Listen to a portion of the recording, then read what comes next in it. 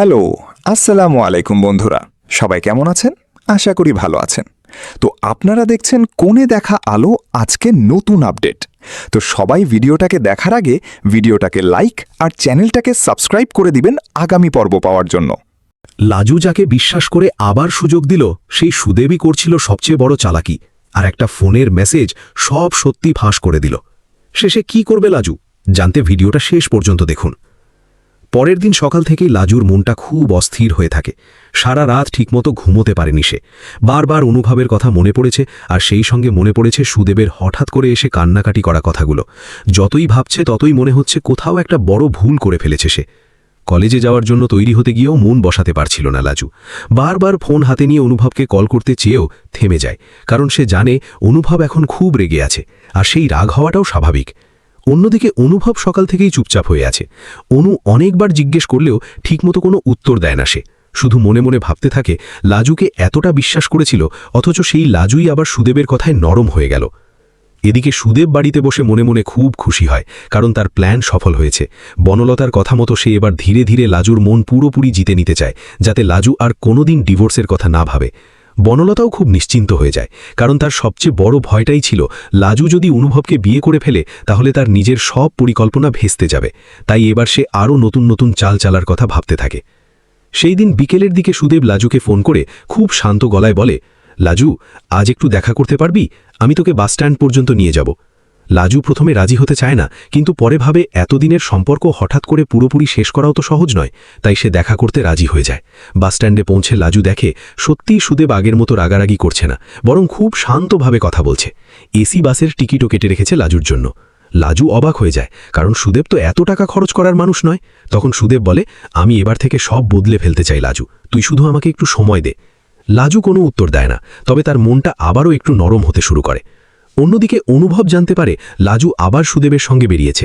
এটা শুনে সে আরও ক্ষেপে যায়। সে ভাবে লাজু আসলে কখনোই নিজের সিদ্ধান্তে দৃঢ় থাকতে পারে না, তাই এবার সে ঠিক করে লাজুর থেকে পুরোপুরি দূরে সরে যাবে। কিন্তু মন থেকে কিছুতেই লাজুকে ভুলতে পারে না সে। বারবার ফোনটা হাতে নিয়ে আবার রেখে দেয়। অনু সব বুঝতে পারে। সে অনুভবকে বলে, তুই যতই বলিস না কেন, তুই এখনও লাজুকে ভালোবাসিস, আর সেই কারণেই এত রাগ হচ্ছে। অনুভব কোনো কথা বলে না, শুধু চুপ করে থাকে। এদিকে বাসে যেতে যেতে লাজু হঠাৎ খেয়াল করে সুদেব বারবার ফোনে কারো সঙ্গে মেসেজ করছে। লাজুর সন্দেহ হয়, কিন্তু সে কিছু বলে না। কিছুক্ষণ পরে সুদেব বাথরুমে যাওয়ার কথা বলে উঠে যায়, আর তখনই তার ফোনে একটা মেসেজ আসে। সেখানে লেখা ছিল, সব ঠিকঠাক চলছে, লাজুকে পুরোপুরি বিশ্বাস করাতে হবে, তারপরের প্ল্যান আমি বলবো, টিচার দিদি। মেসেজটা পড়েই লাজুর মাথায় যেন বাজ পড়ে। সে বুঝতে পারে বনলতা আর সুদেব এখনও একসাথেই প্ল্যান করছে, আর তাকে বোকা বানানোর চেষ্টা করছে। মুহূর্তের মধ্যেই লাজুর চোখ খুলে যায়। সে মনে মনে নিজেকেই দোষ দিতে থাকে, কেন আবারও সুদেবকে বিশ্বাস করতে গেল। সুদেব ফিরে আসতেই লাজু শান্ত গলায় জিজ্ঞেস করে, কার সঙ্গে কথা বলছিলে তুমি? সুদেব একটু ঘাবড়ে যায়, তারপর বলে, না, এমনি একজন বন্ধুর সঙ্গে। কিন্তু লাজু আর কিছু বলে না। সে ঠিক করে এবার আর কোনো ভুল করবে না।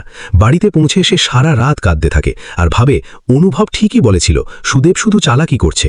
অন্যদিকে বনলতা ফোনে সুদেবকে বলে, সাবধানে থেকো, যেন কোনো ভুল না হয়। কিন্তু তখনই সুদেব বুঝতে পারে হয়তো কোনো একটা সমস্যা হয়ে গেছে, কারণ লাজু আর আগের মতো কথা বলছে না। পরদিন সকালে লাজু সরাসরি অনুভবের বাড়িতে চলে যায়। অনুভব প্রথমে তার সঙ্গে কথা বলতে চায় না, কিন্তু লাজু কাঁদতে কাঁদতে সব সত্যি বলে দেয়। বাসের সেই মেসেজের কথাও জানায়। অনুভব সব শুনে চুপ করে থাকে, কারণ সে আগেই বুঝেছিল সুদেব শুধু অভিনয় করছে। তখন লাজু বলে, আমি খুব বড় ভুল করে ফেলেছি, আমাকে আর একবার ক্ষমা করো খিটখিট, আমি এবার সত্যিই সব শেষ করতে চাই। অনুভবের মন গলতে শুরু করে, কিন্তু সে এখনও পুরোপুরি বিশ্বাস করতে পারছে না, কারণ আগেও লাজু সিদ্ধান্ত বদলেছে। ঠিক সেই সময় অনু এসে বলে, এবার যদি সত্যিটা বুঝে থাকিস তাহলে আর পিছিয়ে যাস না, কারণ সুদেব আর বনলতা তোকে শুধু ব্যবহার করছে। লাজু তখন দৃঢ় গলায় বলে, না, এবার আর আমি কোনো ভুল করব না, আমি এবার ডিভোর্স নিয়েই ছাড়ব। অন্যদিকে সুদেব জানতে পারে লাজু অনুভবের বাড়িতে গেছে। তখন সে ভয় পেয়ে যায়, কারণ সে বুঝতে পারে তার চালাকি এবার ধরা পড়ে গেছে। বনলতাও খুব চিন্তায় পড়ে যায়। সে ভাবে যদি লাজু এবার সত্যিই ডিভোর্স দিয়ে দেয় তাহলে আর কিছুতেই তাকে আটকানো যাবে না। তখন বনলতা নতুন একটা প্ল্যান করার কথা ভাবে। সন্ধেবেলা সুদেব হঠাৎ অনুভবের বাড়িতে পৌঁছে যায়, আর সেখানে গিয়ে নাটক শুরু করে। সে বলে, অনুভব, তুই আমার সংসার ভাঙছিস, তুই লাজুকে আমার বিরুদ্ধে ভুল বুঝাচ্ছিস।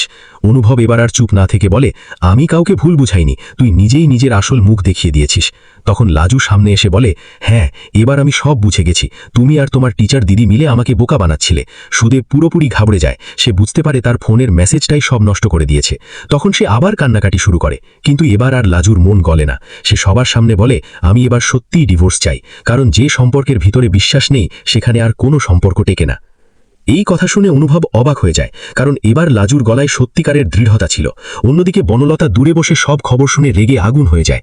সে ভাবে এত কষ্ট করে তৈরি করা প্ল্যান এক মুহূর্তে শেষ হয়ে গেল, কিন্তু তারপরেও সে হাল ছাড়তে রাজি নয়, কারণ সে জানে লাজু আর অনুভব যদি এক হয়ে যায় তাহলে তার নিজের সব স্বার্থ শেষ হয়ে যাবে।